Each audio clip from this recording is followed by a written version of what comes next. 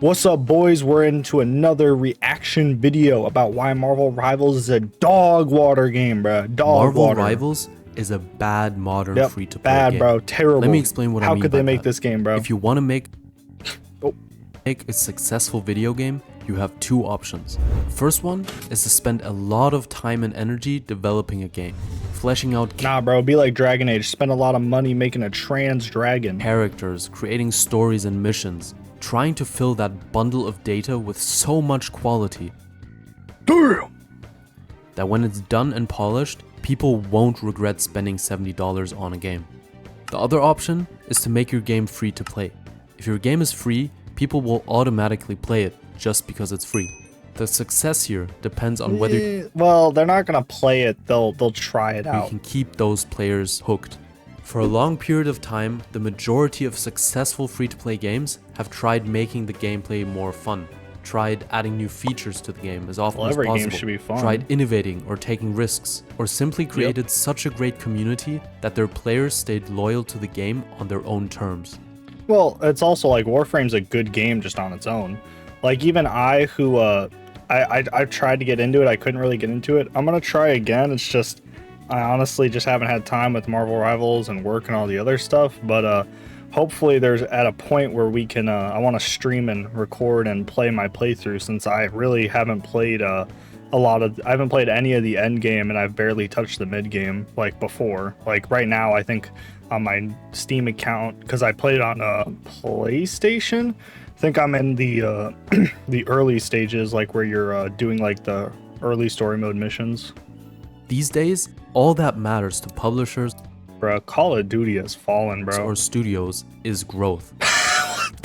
Do they actually have Squid Games in COD, bro? Dude, I swear COD is just like a memed Fortnite, bro. If players don't like a game, but Dude, it I generates remember Need for profit, Speed, it bro. will get a sequel. Ugh, If so players good. like it, but it didn't maximize profit, it was a flop, and the entire dev studio just gets burned down. Don't get me wrong, money was always a big reason to create video games in the first place, but Isn't it crazy that Ubisoft burned down the one studio who made a good game, Prince of Persia: The Lost Crown, bro? That game was actually really good. Like, not like mind-boggling Marvel Rivals, Baldur's Gate 3 mind-boggling, but it was like, have you seen the games Ubisoft has released recently? Like, that was like, you know, one of their best games they've released in what, like 10, 15 years? usually they were led by No, I think it's 10. It shouldn't, it's not 15, I don't think, is it? It can't be that bad, right? and created by people that genuinely enjoyed playing video games themselves. Today the market is flooded and has become so profitable that of course some devs still care, but mostly the business people are in control, because fun for the player is not the desired outcome anymore. Growth is. And this is where most free-to-play games stand today. Well, it's because they're companies, man. Like, companies need like growth and all that stuff. That's important. But the problem that companies, I think, have, like a lot of these AAA, like even Riot's getting to this point, which is sad to see because, you know, Riot used to be good, but you know, whatever. It's like they need to balance the thing of like having a free to play and then having your you know, your growth. Sorry, not free to play. What am I talking about? Your fun and your growth. Because if you have too much fun and not enough growth, well, then you can't you know, pay for that fun. Like, you can't, you know, monetize and make money and pay your employees to then fix the bugs so people can have fun, right? And all that other stuff, and add new content, blah blah blah, right? But then you have the you know, growth. If you're just focusing on getting that number up and you're just trying to get as much money as possible and as many players as possible, eventually you're just going to stop getting players. You're going to just keep getting money on the people who are too addicted to the game, and the fun is just going to be skyrocketing down. You're going to be losing players because the game's booty. Like, it's like what happened to Apex, bro. And like, what's another game that it happened to recently? Overwatch, that's another one with Blizzard. Like, who else did like one of these? Like, I'm trying to think. Damn, I can't think of another one on the top of my head, but definitely Overwatch 2, Destiny 2 is another one. A lot of these 2 games, bro. Most of these games will catch you with an interesting concept, a playstyle that is fun for maybe a few months or a year or two, some simple rewards that seem minimal but are still enough for you to keep playing. After a while that though, you skin? will realize that they pull back on the extras. Anything out of the norm, any creative direction, any innovative game mode or addition will slowly... Yeah, that's the problem with a lot of these games, like League of Legends, like COD. I don't know why they do it, because it's not really that competitive of a game. But like Valorant does it too, where like this game is going to be the same as it was 10 years ago, just different characters. disappear.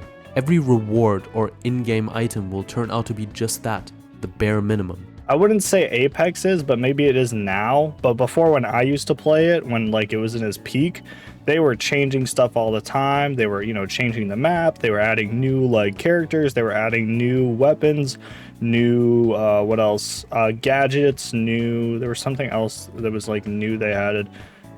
I don't know. The point is like they were changing content. Like the game was changing. Every option to grind something through pure gameplay will either disappear or was never there in the first place. All prices slowly rise. Not enough for people to speak up, but just enough to press the last drop of tolerance out of the people that's... Wait, have the prices been going up? Bro, poor still Valorant play your players. game after all these years. Marvel Rivals, compared to all this, is a very bad modern free-to-play game, because it's actually made for the player, and also doesn't try to snatch every dollar bill hanging out of your pocket. The game has 3 currency systems, all of which can be grinded through pure gameplay. Yeah, yes and no. Technically, the golden ones aren't grinded through gameplay, but I guess you could make the argument that the blue ones turn into the gold ones. But it's just like, my problem with that though is the way it's grinded is really scummy. Also, I don't like that there's 3 currencies. There should just be one. And I know, like, and if I could have it my way, I would have it just be USD. And I get people are gonna be like, oh well, you know, they need to have it so it can like bend, like what's the word, so it can like, you know, cover for people with different currencies, because everyone has different currencies. So like if a poorer country, you know, maybe it's like, you know, 4 USD for them, but then because it's in USD, it's like, you know, $300 or whatever to them. I'm just like over exaggerating, but the point is like, yes, I get that, but then you should still have like, okay, so say it's like 1,000 of the gold coins, right? Have next to your thing, this is 10, you know, American dollars, 10 USD dollars. And then, you know, and in this it's you know, 20 pounds or whatever, or you know, 300 pesos, you know what I mean? Like, I don't know the exact amounts. I'm just making a point that like it should be something like that, because the problem is when you have an unknown currency, the human brain isn't good at discerning that, so then they're going to make bad purchase decisions. And that's why a lot of people, you know, there's those people who on the phone games, you know, they're buying shit and then they realize, oh shoot, I just spent $300. Oh, and you know, that's not your average person. But the point is like, if that's happening on your game, like, and that's like not, this isn't like a small amount of number of people, it's a pretty sizable amount of number of people. Now they don't get to $300 in one day. They usually get to like, you know, 20, 30, but that's still a lot of money and it adds up, at least for your average person. Every skin and in-game item can be purchased through a currency that you receive through mission rewards. And this isn't like the missions in Valorant where you get 3 But I definitely missions per agree week, that it which is can better all be completed in than 3 most, games, and then you get 2.5 ranks on the half-assed Walmart Battle Pass. I guess all my point is I just wish they would change that, because I just think, I know why they do it. It's because an Asian company, and every Asian company does that. They try to have as many currencies as possible to confuse the buyer. But like, at least they're not as bad as like gambling games like Gacha, or even like games like Naraka Blade Point that I like a lot. No, you have a huge selection of character-specific or unspecific missions, easily refreshable, and always designed to generate you more currency. For each character, there's an individual mastery system with actual cool rewards like individual kill banners and HUD customizations. The Battle Pass costs just under $10 and yet still gives you currency back to spend on the next one. Obviously, the devs didn't have to create these heroes out of the blue, since they already exist in every entertainment niche, but then again, Marvel Avengers also had that same head start, and well... Do you remember when we did this comparison video, guys? Oh my god. No, but like, No, like I said, no shit on the Marvel Rivals devs. Like they're doing phenomenal. They're listening to their people. They've been banning the cheaters. They've been, trying to work with their player base. They're trying to give people what they want, and I think the game is fun. Like I still play it. You know, I play almost like once, every day, like that I'm on my PC. So I guess not on my PC. Let me reword that. When I play a game, usually, like yesterday, I didn't, but that's because we were, doing a lot of the other games like Doki Doki Literature Club and, a lot of Amber Alert, a lot of the horror games and stuff. But the point is, like, this game is really fun. That's like the one thing I wish they would change, but I understand why they don't, because it's easier for them to do this, and it also leads them to making more money. So I don't know. I also wish it was easier to get the blue credits, like, because I feel like sometimes it's like you have to complete 40 different achievements just to get 200, but that's just me. In But I Rivals, get why they do it, characters are because they not need that money, meant to be realistic, and it's free to play. Instead, they embrace every part of their comic book counterpart, Thank which God. really was what Marvel fans only ever wanted. Good hero design, as some games found out the hard way, are the core of every True. great hero shooter, and the design team here really didn't pull any punches.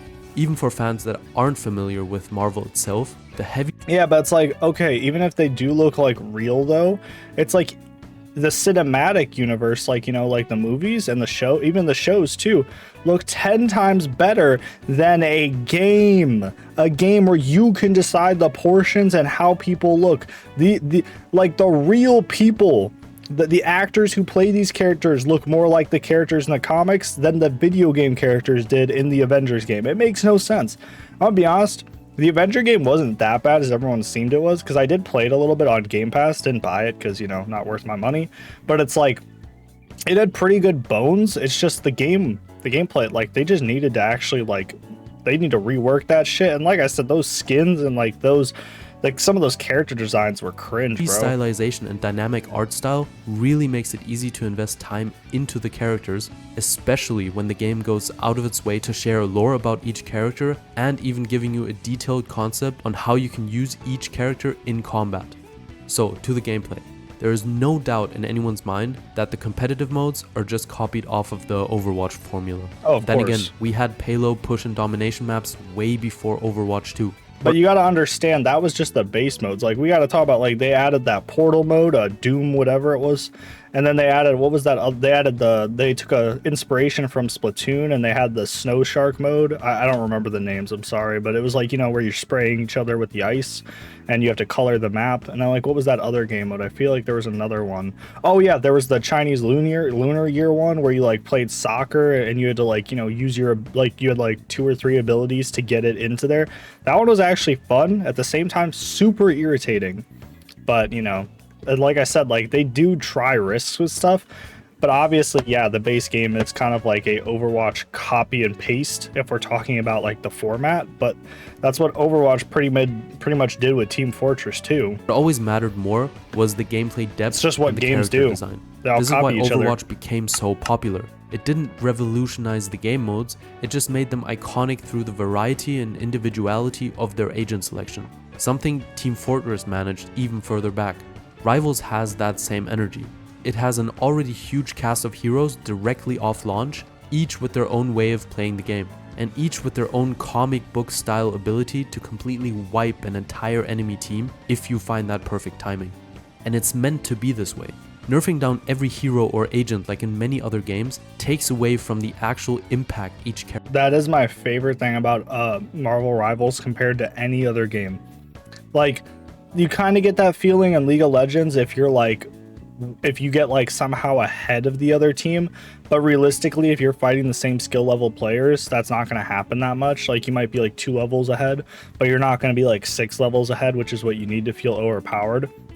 Like, what I like about this game is every character is overpowered in their own way, but like not as in like they're an all-rounder, but as in like, oh, this specific thing they're really good at. Like, for example, Spider-Man, overpowered at delivering quick combo executions in a backline, aggressive faction. Like, you come in swinging, you kill someone in the backline, you're gone.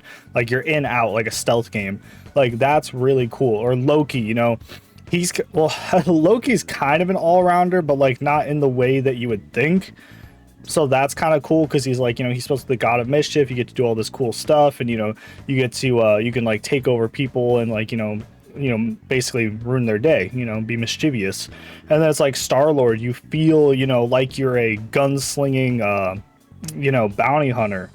Thor, you feel like a god. You're just like forcing the team back with each hit of the lightning and the hammer. It's so good. You know, you hear the thunder pounding in the background.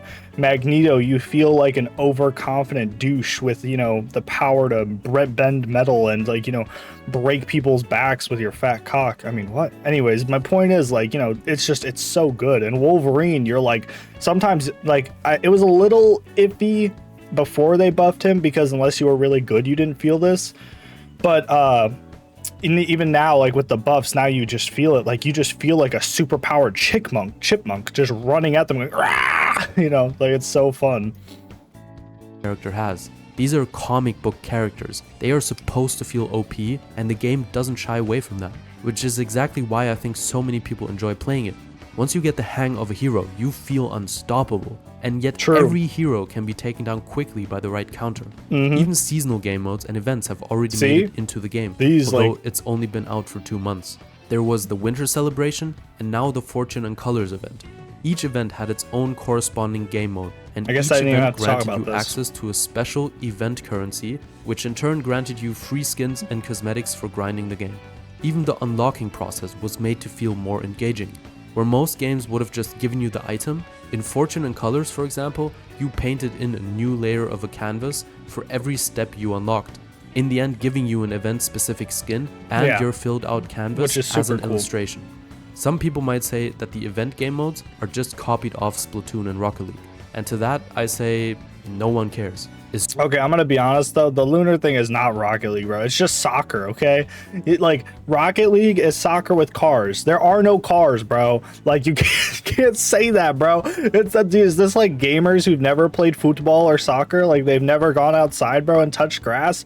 What is soccer? Rocket League? Oh, there's a ball and people are kicking it. Oh my god, they stole Rocket League and now it's in real life. What the hell? Like that's the equivalent of this, bro. But definitely that shark game, that is definitely a Splatoon inspired thing. But hey, man, like it's different. Like it's not Splatoon, guys. I played Splatoon, bro.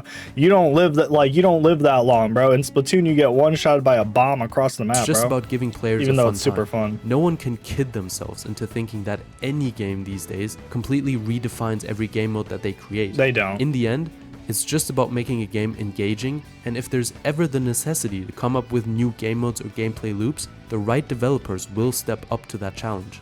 Usually, seasonal modes show to me that the devs are invested in making a more diverse experience and care about the fun aspect of the game too. Because obviously, the modes don't generate the maximum revenue most other companies are striving towards.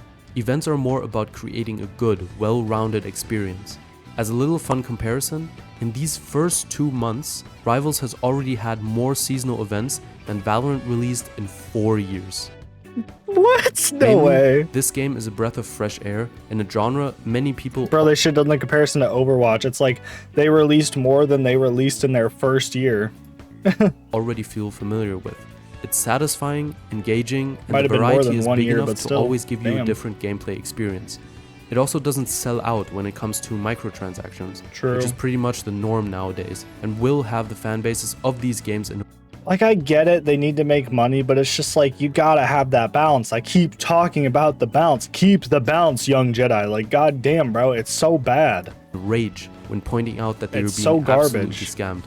Rivals instead gives everyone the ability to achieve everything through gameplay, Bro, he did not say gives the ability and then bro steals an ability. although also offering these things up for direct purchases for people that don't want to wait that Bro, I'm long, fiending which is for also Marvel fair. Rivals The now. point is that this game and its additional features are not selectively created for the crowd that spends money, but also for the other half of the fan base. This, in my opinion, is the direction that free-to-play games should take more often. It's like a sliver of sunshine in an otherwise dark and greedy landscape of games where the player is no longer important. Well, I also think it's like, you don't even have to make the currency earnable in the game. Just make like, you know, either make some skins earnable by playing, or at least make some type of earnable rewards. They don't have to be skins, and don't give me sprays or something stupid, right? Like something cool in, you know, a free to play game, while also having, you know, buy a, you know, like skins that cost money, like monetize skins and all that stuff, because obviously a free to play game needs to make money so they can keep the game running, and so they can make money and pay everyone who made this awesome game, right? But don't make each skin cost $100. Riot Games, Valorant, League of Legends, Apex Legends, like, oh my god, bro, it is so stupid. But yeah, guys, anyways, for anyone that's come this far in the video, I want you to type this in the comments. Good artist copy, bro. Great artist steal. You know, that's the quote of the day, bro, by Pablo Picasso. Damn, I almost struggled saying the name, bro. It's retarded. Anyways, the point is, like, that's literally Marvel Rivals, though, bro. Good artist copy, great artist steal, bro. And they stole that shit, bro. They stole it right out of Blizzard's hands, and they made it better. You know why? Because they better, bro. That's how it goes. This might be the laziest game ever made. Like, that's actually good. Like, obviously, there's tons of lazy games, and there's nothing wrong with that. Because guess what?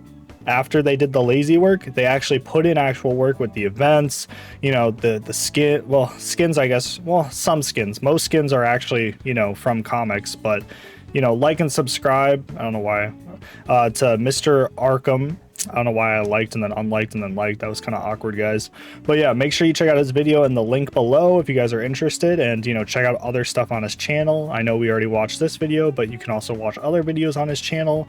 You know, like to shout out people like this. He's an awesome guy. You know, only 4,000 subscribers, should be higher with these kind of videos. And yeah, but like I said, you know, this game may be lazy, but dude, it is one of the best lazy games I've ever played. It's, you know, really friendly for consumers. You know, obviously it could be friendlier, but compared to any other game, it's the best we got, guys. The best we got. You know, hope I see you guys in the arena, you know, clapping cheeks, slapping the thing around, you know, slapping Hulk cock on the floor. Okay, I don't even know what I'm talking about, guys. I need to go to sleep. But hope you guys enjoy the video. Like and subscribe. See you guys in the next one. Peace.